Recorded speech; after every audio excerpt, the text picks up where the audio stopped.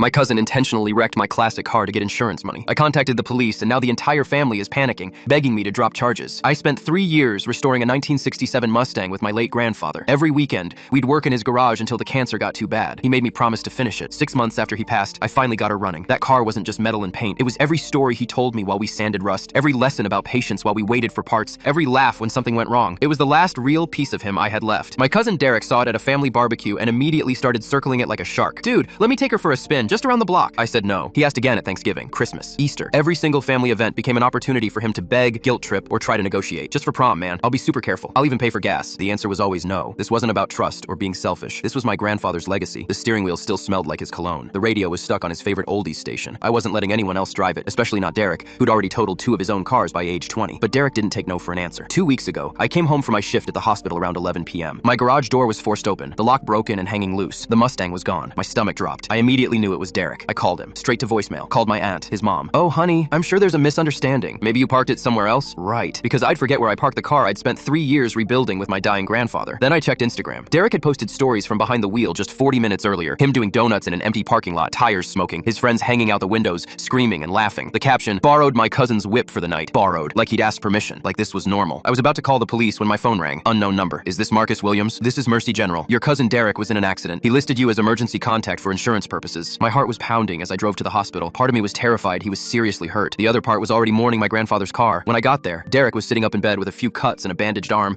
flirting with the nurse like this was just another Tuesday night. "Oh, hey Marcus. Dude, crazy story. So I was just..." The doctor interrupted. "Your vehicle was totaled. He hit a telephone pole going approximately 55 in a 35 zone. Very lucky to be alive." I walked to the parking lot where they towed my car. The front end was completely destroyed. The hood my grandfather and I had spent 2 months restoring was crumpled like paper. The windshield shattered. 3 years of work, 3 years of memories gone. But here's where it gets worse. I came back inside to find Derek talking to his dad in the hallway, and I overheard everything. "Don't worry, Pops. His insurance will cover it. The car's worth like 30 grand, but he only has 15 into it. We might actually make a profit here. I already talked to my boys about splitting it." He'd planned this. This wasn't some impulsive joyride gone wrong. He knew my classic car insurance policy would pay out market value, not what I'd actually spent. He was going to steal my grandfather's car, wreck it, and profit off the insurance money with his friends. Something inside me just snapped. I walked straight out of that hospital, drove to the police station at 2 a.m., and filed a report. Grand theft auto, reckless endangerment, and the big one, insurance fraud. I had those Instagram videos, text messages where he'd asked to borrow it, and the recorded statement from his friend who was in the car admitting they knew I hadn't given permission. Derek got arrested the next morning. His dad showed up at my door at midnight that same night in his pajamas, crying, "Please, Marcus, he's only 19. This will ruin his life. He'll lose his college scholarship. He'll have a record. Over a car? You can rebuild it. Don't do this to family." I looked at him and said, "My grandfather spent his last good months teaching me that car was about more than horsepower. It was about integrity, about respecting what matters to other people." Derek made his choice when he broke into my garage. Derek pleaded guilty to avoid trial, lost his scholarship. My aunt won't speak to me, but I don't regret it. That car was the last gift my grandfather gave me, and I won't let anyone take that away twice.